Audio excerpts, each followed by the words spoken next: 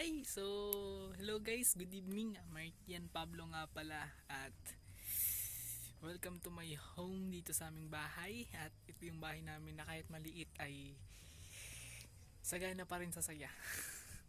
Yan, malapit na ang Kapaskuhan, malapit na ang December, no? So,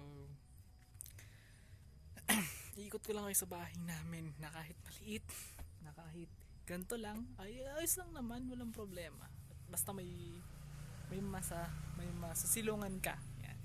So ito yung bahay namin mga lodi. Yan.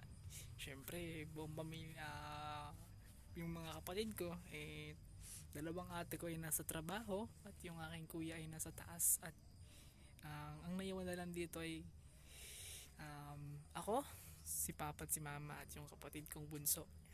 So ito yung vlog ko ngayong gabi na ito na talagang napaka happy mood pero may pagka sad mood. Yan, kasi may namimiss kasi ako nasa malayo siya. Yan, so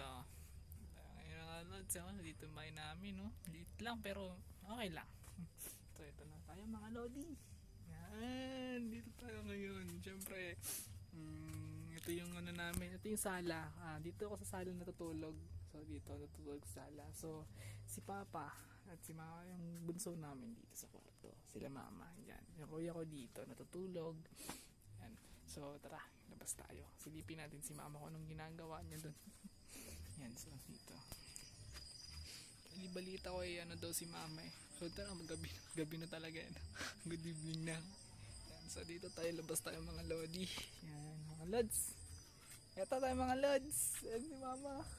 Ang pinakamagandang ina ko sa lahat. Ano yan vlog to ngayon, vlog. Diba? Yan. Pasensya na kayo, ito yung bahay namin, maliit lang. Pero simple, pero ayos lang. Yan. So shoutout na lang nyo ako. Joke lang. Happy lang talaga, pero may kasamang sad mood talaga ako yung araw na to.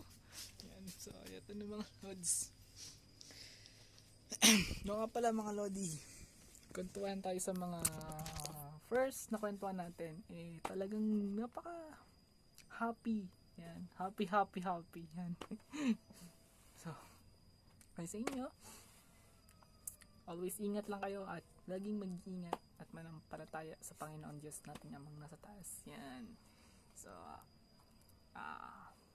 pasensya na kayo kahit na ganito yung tsura ko kahit na pangit pero okay lang. Mapagmahal namang tao. Seryoso naman magmahal. Kaya lang sa huli ako yung iniiwan. Iniiwan ng mga babae. Pasensya na kayo kasi bahay lang namin ganito kaliit. Pero simpleng saya lang naman ang nararamdaman namin dito. Yan. Sabi malapit ng Kapaskuhan. Pag malapit ang Pasko, masaya dapat. Hindi yung lungkot. Ganun. so mga lads, hanggang dito na muna tayo. Ayan, ubobo ko hanggang dito na muna tayo. So salamat sa inyong lahat. So bye bye. Ingat kayo mga lodi.